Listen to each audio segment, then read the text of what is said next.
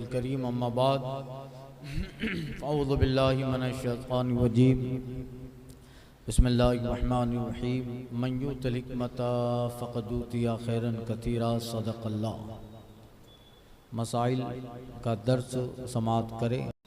बाहर शरीयत में नमाज जनाजा के मसाइल का जिक्र हो रहा है और बड़े अहम मसाइल है। जनाजा से सबको साबिक़ा पड़ेगा।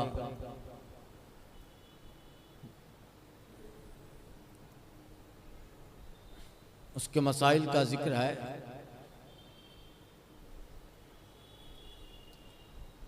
और ये जिक्र है कि इंसान का मुसलमान का नमाज जनाजा कौन पढ़े, जनाजा की नमाज कौन पढ़ाए, इसका जिक्र हो रहा है। औरत का कोई वली ना हो, बेटा बाप ना हो तो शौहर नमाज पढ़ाए, और वो भी ना हो तो पड़ोसी। यूं ही मर्द का वली ना हो तो पड़ोसी औरों पे मुकद्दम है, वो नमाज जनाजा पढ़ाए। गुलाम मर गया तो उसका आका बेटे और बाप पर मुकद्दम है। यानी गुलाम मर गया तो आका नमाज जनाजा पढ़ाएगा, मरने वाले गुलाम के बाप और बेटे पे आका मुकद्दम है। अगरचे ये दोनों आज़ाद हों, और आज़ाद शुदा गुलाम में बाप और बेटे और दिगर वर्सा ये आका पर मुकद्दम है। मकातिब का बेटा या गुलाम मर गया। गुलाम की किस्में होती थी उस ज़माने में। जो गुलाम होते थे कई तरह के होते थे। मुकातिब या मुकातब ये वो गुलाम होता था जो किसी की गुलामी में होता था, मगर एक आका और गुलाम के दरमियान एक मुआदा होता था कि आका ने ये कह दिया हो कि इतना दे दे तो तुझे आज़ाद, तू आज़ाद, इतना दे दे, इतनी रकम दे दे, या ये काम कर दे तो तू आज़ाद है। या गुलाम ने ये कह दिया हो कि मैं इतनी दे दूं रकम तो मैं आज़ाद हूं, तो आका ने उसको मान लिया हो कि हाँ इतना दे दे तू आज़ाद। वो मुकातिब, उसका बेटा या उसका गुलाम मर गया तो नमाज पढ़ाने का हक मुकातिब को है, मगर उसका मौला अगर मौजूद हो आका तो उसे चाहिए कि मौला से पढ़वाए, आका से। अगर मुकातिब मर गया और इतना माल छोड़ा कि बदले किताबत अदा हो जाए।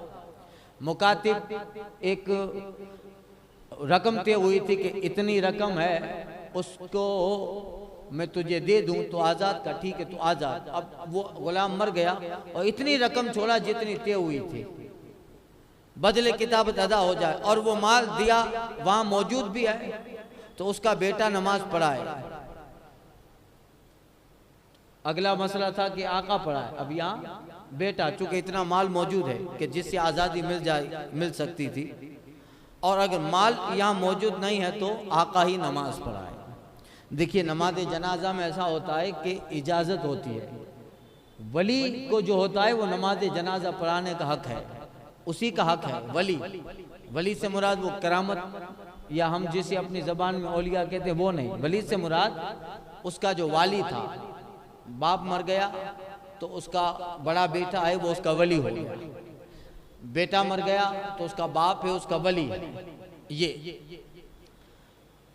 उसी को हक है। हाँ, अगर वो फिर किसी को इजाज़त दे देते हैं तो वो नमाज, इसलिए नमाज जनाजा में इजाज़त होती है ना भाई। मौलाना साहब कहते हैं कि इजाज़त है, कहते हैं ना नमाज जनाजा से इजाज़त है। मसाइल होने चाहिए। एक जगह मैं गया तो पूछा इजाज़त है, तो बता क्रेजी बापू, तो कहा कि भाई नमाज जनाजा तुम्हारे वालिद का है तो तुम उसके वली हो, बड़े बेटे हो, तो मुझे नमाज जनाजा पढ़ाने की इजाज़त देते हो? अच्छा अच्छा, हाँ हाँ बापू पढ़ाओ, आइन पढ़ाए ना, जो कर पढ़ाए ना। तो ये इजाज़त है, समझे क्या? मसला वली और बादशाह इस्लाम को इख्तियार है कि किसी और को नमाज पढ़ाने की इजाज़त दे दे। बादशाह हो या उसका वली हो तो वो कह दे, जैसे हमारे यहाँ मौलाना साहब को कहते हैं आप पढ़ाइए, इजाजत है। मसला मय्यत के वलीउल कुर्ब और वलीउल बुअद दोनों मौजूद हैं, तो वली अकरब को इख्तियार है कि अबाद के सिवा किसी और से पढ़वाए, और अबाद को मना करेगा इख्तियार नहीं है। मय्यत के दोनों रिश्तेदार मौजूद हैं, एक वली अकरब भी वली अबाद भी, करीब वाला रिश्तेदार जैसे मय्यत का बाप या बेटा है ये, और इसका दूर वाला चचा वगैरह है या नाना दादा, तो ये सब बात के हुए। वली अकरब बेटा होगा या बाप होगा, दोनों मौजूद है, तो जो अकरब है उसको इख्तियार है कि वो खुद पढ़ाए या किसी को इजाजत दे दे, और जिसको ये करीब वाला इजाजत दे दे कि तू पढ़ा, तो बाद वाला जो आबाद रिश्तेदार है दूर वाला, वो उसके इख्तियार को बातिल नहीं कर सकता। वो नहीं कह सकता कि नहीं ये नहीं पढ़ाएगा, नहीं, उसका इख्तियार है ही नहीं, मना नहीं कर सकता। और अगर वली अकरब गायब है और इतनी दूर है कि उसके आने का इंतजार न किया जा सके, और किसी तहरीर के जरिए अबाद के सिवा किसी और से पढ़वाना चाहे, तो अबाद को इख्तियार है कि उसे रोक दे। और वली अकरब मौजूद है मगर बीमार है, तो जिससे चाहे जनाजा पढ़वाए, अबाद को मना का इख्तियार नहीं है। मसला औरत मर गई, शौहर और जवान बेटा छोड़ा, औरत मर गई मगर उसका बेटा भी है और भी है, तो विलायत बेटे को है, शौहर को नहीं। बेटा नमाज जनाजा पढ़ाएगा या उसकी इजाजत से कोई पढ़ाएगा, शौहर नहीं पढ़ाएगा।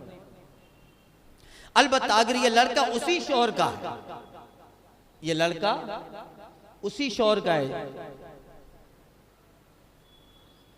तो बाप पर पेश कदमी मकरूह है, यानी हक तो उसी का है, उसी का हक है कि वही नमाज जनाजा पढ़ाए, मगर वो बाप पर पेश कदमी नहीं कर सकता, बल्कि वो अपने इख्तियार से कह दे कि वालिद आप पढ़ाइए मेरी अम्मा का नमाज जनाजा। समझे, पेश कदमी नहीं कर सकता, मकरूह है, उसे चाहिए कि बाप से पढ़वाए। अगर दूसरे शौहर से है, सोतेले बाप पर तकद्दुम कर सकता है। हाँ, अगर ये लड़का जो है अपनी माँ का है, मगर ये जो बाप है वो उसका सगा बाप नहीं, सोतेला बाप है, और ये जो लड़का है वो उस मरने वाली के पहले वाले शौहर का, तो सोतेले बाप पर वो तकद्दुम कर सकता है। वो कह सकता है नहीं तुमको नहीं पढ़ाई, नहीं मैं पढ़ाऊंगा।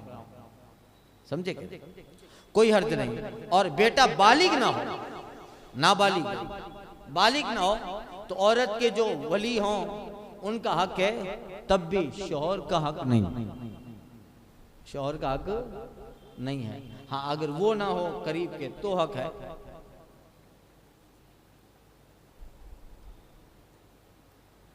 मसला मय्यत ने वसीयत की थी कि मेरी नमाज फुला पड़ा है या मुझे फुला गुस्ल दे, तो ये वसीयत बातिल है, यानी इस वसीयत से वली का हक ना जाता रहेगा। वली को इख्तियार है खुद ना पढ़ाए, उससे पढ़वा दे। मय्यत ने वसीयत की थी कि भाई फुला जो है वो मेरे नमाज जनाजा पढ़ाएगा, या फुला इंसान मेरी मौत के बाद मुझे गुस्ल देगा, ये मय्यत ने वसीयत की थी। समझे कि नहीं, तो ये वसीयत बातिल है। वसीयत का हक, वली का हक जो है वसीयत से जाता ना रहेगा, वली को इख्तियार। हाँ, फिर उस वली को इख्तियार है कि नहीं भाई ये वसीयत नहीं मानेंगे, क्योंकि इसके बाद यही वली है, बेटा है या बाप है। तो अगर वो वसीयत को जारी रखना चाहते हैं तो ठीक है, मगर ये कहना अगर ये कर सकता है कि नहीं नहीं उसने भले वसीयत की थी, ये नमाज नहीं पढ़ाएगा या ये गुस्ल ना देगा, तो इसको इख्तियार है, इसकी विलायत का हक उसकी वसीयत से बातिल नहीं होगा, इसको इख्तियार है। वली के सिवा किसी ऐसे ने नमाज पढ़ाई जो वली पे मुकद्दम ना हो, और वली ने उसे इजाजत भी ना दी थी, तो अगर वली नमाज में शरीक ना हुआ तो नमाज का इयादा कर सकता है। और अगर मुर्दा दफन हो गया है तो कब्र पे नमाज पढ़ सकता है। और अगर वली पे तकद्दुम है, जैसे बादशाह, काजी और इमाम मोहल्ला के वली से अफजल हो, तो अब वली नमाज का यादा नहीं कर सकता। और अगर एक वली ने नमाज पढ़ा दी तो दूसरे औलिया यादा नहीं कर सकते। हर सूरत में वो शख्स जो पहली नमाज में शरीक न था वली के साथ पढ़ सकता है, और जो शख्स शरीक था वो वली के साथ नहीं पढ़ सकता।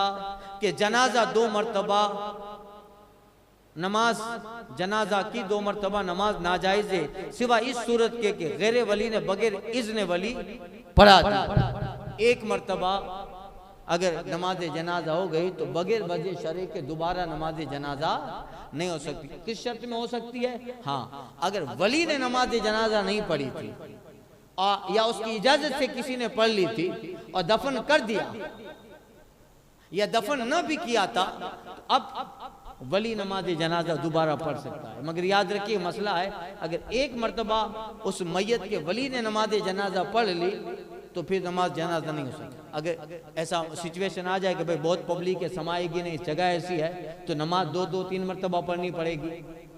जैसे सरकार मुफ्ती आजम हिंद का जनाजा 2-3 मरतबा पढ़ा गया।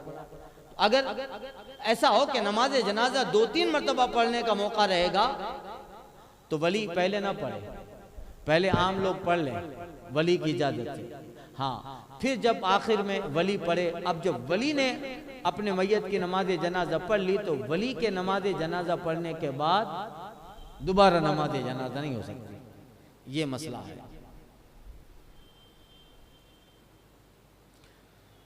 तो समझे मसला। जिन चीजों से तमाम नमाजें फासिद होती है, नमाज जनाजा भी उनसे फासिद हो जाती है, सिवा एक बात के कि औरत मर्द के मुआदी हो जाए तो नमाज जनाजा फासिद ना होगी। और नमाजों में क्या है कि औरत मर्द के मुकाबिल हो जाती है, जो मसला पीछे गुजर चुका था बयान में।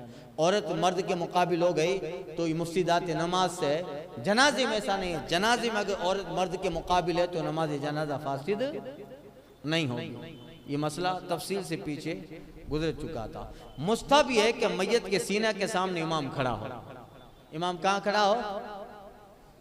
मैयत है तो मैयत का जो सीना है, तो मुस्तहब यह है कि मैयत के सीने के सामने इमाम खड़ा हो और मैयत से दूर ना हो। मैयत का मर्द हो या औरत, बालिग हो या नाबालिग। ये उस वक्त है कि एक ही मैयत की नमाज जनाजा पढ़ानी। अगर एक ही मैयत है उसकी नमाज जनाजा पढ़ानी है तो इमाम कहाँ खड़ा रहे? मैयत के सीने के मुकाबले। हमारे यहाँ कहाँ खड़े रहते? बीच में। मुस्तहब है, जबकि उससे भी नमाज जनाजा हो जाती है, मगर मुस्तहब क्या है? इमाम कहाँ खड़ा हो? मैयत का जहाँ सीना है उसके मुकाबिल खड़ा हो, एक ही मैयत की हो। और अगर चंद लोग हो, चंद मैयतें हो, तो एक के सीने के मुकाबिल हो और करीब खड़ा हो। चंद बहुत सारे मरूमीन हैं, बहुत सारी मैयतें हैं, साथ में कई हादसा होता है, एक साथ 10-15 लोग 50 लोग शहीद हो गए, हादसे में जान बहक हो गए। अब उनकी नमाज जनाजा पढ़ानी है तो सबके सीने के कैसे मुकाबिल? तो किसी एक मैयत के सीने के मुकाबिल इमाम खड़ा हो जाए, हो गया। समझे क्या ये मसला? इमाम ने 5 तकबीरें कही तो पांचों तकबीरें मुक्तदी इमाम की मुताबत, तो 5वीं तकबीर में मुक्तदी इमाम की मुताबत ना करे। 4 तकबीरें है ना, मगर इमाम ने गलती से 5वीं मरतबा भी अल्लाह अकबर कह दिया तो मुक्तदी इमाम की पैरवी न करे, बल्कि जब चुप खड़ा रहे, जब इमाम सलाम फेरे तो उसके साथ ये सलाम फेर दे, उसके साथ सलाम। कभी होता है ना, भूल गया इमाम, 4 की बजाय 5 तकबीरें कह दी, बाज तकबीरें फौत हो गई, 4 की जगह 3 कह दिया, 2 कह दिया, बाज तकबीरें फौत हो गई। यानी इस वक्त याद आए कि बाज तकबीरें हो चुकी हैं तो फौरन शामिल ना हो। बाज तकबीरें फौत हो गई, यानी उस वक्त आया कि बाज तकबीरें हो चुकी हैं। यानी मुक्तदी कब आया? इमाम साहब नमाज पढ़ा रहे, 1 तकबीर कह चुके हैं, अब ये वजू करके आया, 1-2 तकबीर कह चुका है, तो फौरन शामिल ना हो। जब इमाम तकबीर कहे और अगर इंतजार न किया बल्कि फौरन शामिल हो गया तो इमाम के तकबीर कहने से पहले जो कुछ अदा किया था उसका एतबार नहीं। अगर वही मौजूद था मगर तकबीर तहरीमा के वक्त इमाम के साथ अल्लाह अकबर न कहा, गफलत की वजह से देर हुई हो या हुनूस शामिल ना हुआ हो, बल्कि फौरन ही शामिल हो जाए और तकबीर कह ले। समझ गए? आप मसला है कि अगर 1-2 तकबीरें छूट गई और ये बंदा मुक्तदी उस वक्त आए कि तकबीर कुछ हो चुकी थी, तो अब ये जो है इस वक्त फौरन शामिल ना हो, बल्कि जब इमाम तकबीर कहे उस वक्त शामिल हो। इमाम तकबीर कहे उस वक्त ये शामिल हो। अगर इंतजार ना किया बल्कि फौरन शामिल हो गया तो इमाम के तकबीर कहने से पहले इसने जो कुछ अदा किया था, अदा क्या किया था, वो अल्लाह अकबर कह के गया होगा, शामिल हुआ होगा, तो उसका एतबार नहीं। इमाम के साथ ही होगा, उस जो उसने पहले अदा किया उसका एतबार नहीं। अगर वही मौजूद था मगर तकबीरा तहरीमा के वक्त इमाम के साथ अल्लाह अकबर ना कहा, या ऐसा हुआ था कि इमाम साहब के साथ ही है मगर इमाम ने अल्लाह अकबर कहा तकबीर तहरीमा के वक्त, इसलिए अल्लाह अकबर ना कहा, कोई गफलत की वजह से या देर हो गई या हुनूस नियत ही करता रह गया या अभी नियत ही करता रह गया और इमाम ने अल्लाह अकबर कह दिया, तो ये शख्स उसका इंतजार न करे कि इमाम दूसरी तकबीर कहे उसके साथ शामिल हो, बल्कि फौरन ही शामिल हो जाए। मसला, चंद जनाजे की एक साथ नमाज पढ़ाई, चंद जनाजे, मसला कई जनाजे जमा हो तो एक साथ सबकी नमाज पढ़ सकता है, कई जनाजे शामिल हो तो एक साथ सबकी नमाज पढ़ सकता, यानी एक ही नमाज में सबकी नियत कर ले, एक ही नमाज में सबकी नियत कर ले। अफजल यह है कि सबकी अलहदा अलहदा पढ़े, और इस सूरत में यानी जब अलहदा अलहदा पढ़े तो उनमें जो अफजल है उसकी पहले पढ़े और जो उसके बाद हैं उसकी फिर बाद में अफजल है। अला हादिल का चंद जनाजे हो तो इसमें पहले किसकी पढ़े, जो इन मरने वाले मैयत में जो सबसे अफजल हो उसकी पहले नमाज जनाजा पढ़े। देखिए जरा इस्लाम ने कहाँ कहाँ इंसान के तकवा और परहेजगारी का ख्याल रखा है। इस्लाम ने इंसान के तकवा और परहेजगारी का ख्याल कहाँ कहाँ रखा है कि इस वक्त भी जो अफजल है वो पहले रखा जाए। सब बराबर है मगर इसमें जो सबसे ज्यादा तकवे वाला हो तो उसकी पहले नमाज जनाजा पढ़ जाए, और अगर सबका तकवा बराबर है तो जो उम्र वाला हो सबसे ज्यादा उसकी पहले नमाज जनाजा पढ़ी जाए, उसकी पहले नमाज जनाजा पढ़ी। ये है अला हादिल क़याम। चंद जनाजे की एक साथ नमाज पढ़ाई तो इख्तियार है कि सबको आगे पीछे रखें, यानी सबका सीना इमाम के मुकाबिल हो या बराबर रखे, यानी एक ही पायती या सराने दूसरे को और दूसरे की पायती या सराने तीसरे को अला हादिल का। अगर आगे पीछे रखे तो इमाम के करीब उसका जनाजा हो जो सब में अफजल है। अगर चंद जनाजे हो तो कैसे रखे, तो बताया कि चंद जनाजे हो तो एक दूसरे के बाद रख दें, इधर इधर इधर पीछे एक सूरत, और अगर दूसरी सूरत एक का सर दूसरे के पायताने पे रखे सीधा, इधर मैयत एक इधर एक इधर एक इधर, सीधी मैयत, समझे। और इसमें इमाम के करीब कौन हो, जो इन सब में अफजल है वो इमाम के सीने के मुकाबिल, वो इमाम के सीने के मुकाबिल हो।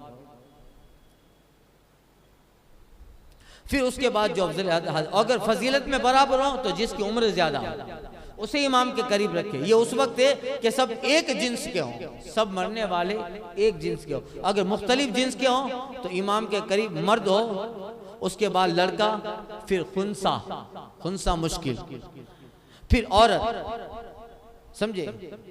यानी नमाज में जिस तरह मुक्तदियों के सफ़ों में तरतीब है उसका अक्स यहाँ है, नमाज में जिस तरह मुक्तदियों की तरतीब है उसका अक्स यहाँ है। अगर आज़ाद और गुलाम के जनाजे हों तो आज़ाद को इमाम के करीब रखे अगरचे नाबालिग हो, उसके बाद गुलाम को, और किसी ज़रूरत से एक ही कब्र में चंद मुर्दे दफन कर दे तो तरतीब अक्स करे, यानी किबला को उसे रखे जो अफजल है।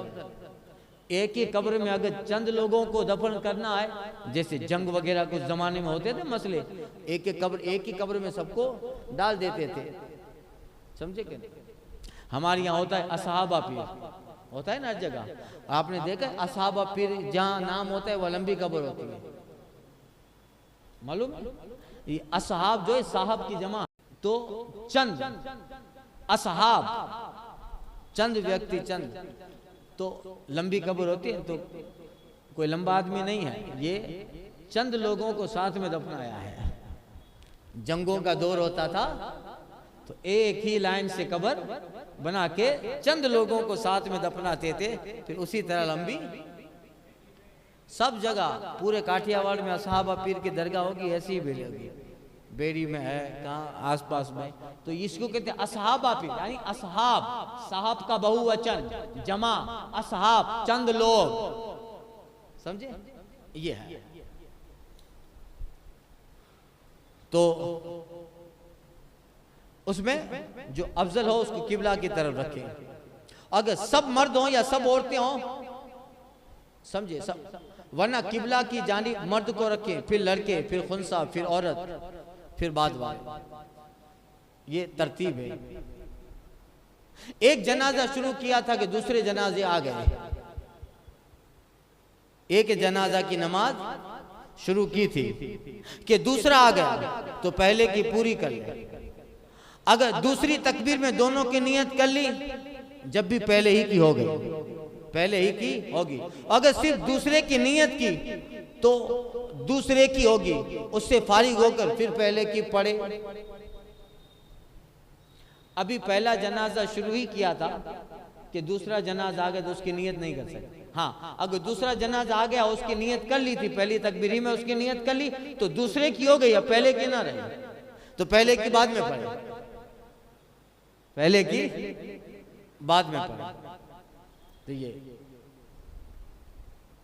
नमाज जनाजा में इमाम बेवुजू हो गया और किसी को अपना खलीफा किया तो जायज है। इमाम बेवुजू हो गया तो पास वाले को खींच के आगे रख दे। खलीफा होता है ना, पूरे नमाज में खलीफा करने का बयान गुजर चुका। मैयत को बगैर नमाज पढ़े दफन कर दिया और मिट्टी भी दे दी गई, तो अब उसकी कब्र पे नमाज पढ़े जब तक फटने का गुमान ना हो, मैयत के फटने का गुमान ना हो, और मिट्टी न दी गई थी तो अब निकाल लें और नमाज पढ़ के दफन करें। और कब्र पे नमाज पढ़ने में दिनों की कोई तादाद मुकर्रर नहीं कि कितने दिन तक पढ़े, कि ये मौसम और ज़मीन और मैयत के जिस्म और मर्ज के इख्तलाफ से मुख्तलिफ है। गर्मी में जल्द फटेगी, जाड़े में मैयत देर से, बद या शोर ज़मीन में जल्द खुश्क होगी, गैर शोर में बदेर फरबा जिस्म जल्द लागत देर में। इसका कोई एतबार नहीं है। ज़मीन में दफन करने का कोई दिन, अब कब्र में दफन कर दिया तो कभी भी नमाज जनाजा पढ़ ले, उसमें कोई दिन की कैद नहीं है। कुएं में गिर के मर गया, जैसे दरिया में मर जाते हैं, कुएं में गिर के मर गया, उसके ऊपर मकान पड़ा और मुर्दा निकला, मुर्दा निकाला, न जा सका, यानी डूब गया कुएं में, अब लाश भी नहीं निकली, मकान गिरा, अब निकल भी नहीं सकता, ऐसी सिचुएशन हुई, बॉडी नहीं मिल सकती, तो उसी जगह उसकी नमाज जनाजा पढ़ ले, कुएं के पास पढ़ ले। कहाँ? कुएं के पास उसकी नमाज जनाजा पढ़। और दरिया में डूब गया और निकला नहीं तो उसकी नमाज जनाजा नहीं हो सकती, कि मैयत का मुसल्ली के आगे होना मालूम नहीं है। ये शर्त गुजरी ना, मैयत का मुसल्ली के आगे होना जरूरी है। अब दरिया तो इतना बड़ा है तो आगे नहीं होगा ना, अब कहाँ होगा दरिया में, मगर कुएं में तो मालूम है कि ये कुआं है और इसके अंदर ही है, तो ये आगे होना मालूम हो गया। कुआं की तो एक लिमिट होती है ना भाई, इतना ही है। दरिया की लिमिट है, वो तो कहाँ हो, दाएं गया हो बाएं गया हो, तब नमाज जनाजा नहीं है। मस्जिद में नमाज जनाजा मुतलकन मकरूह तहरीमी है। ये मसला सुनिए, मस्जिद में नमाज जनाजा मुतलकन मकरूह तहरीमी है, ख्या मैयत मस्जिद के अंदर हो या बाहर, सब नमाजी मस्जिद में हो या बास, कि हदीस में नमाज जनाजा मस्जिद में पढ़ने की ममानियत आई है। शारे आम और दूसरे की जमीन पे नमाज जनाजा ममनू है, मेन सड़क पर और दूसरे की जमीन पर बगैर उसकी इजाजत के नमाज जनाजा मना है। यानी जबकि मालिक के जमीन मना करता हो तो मना है। तो मस्जिद में नमाज जनाजा मुतलकन मकरूह तहरीमी है। अब चाहे जनाजा बाहर हो और मुक्तदी अंदर हो, या चंद मुक्तदी अंदर हो चंद मुक्तदी बाहर हो मस्जिद के, और जनाजा बड़े बाहर हो, तब भी ये मकरूह है।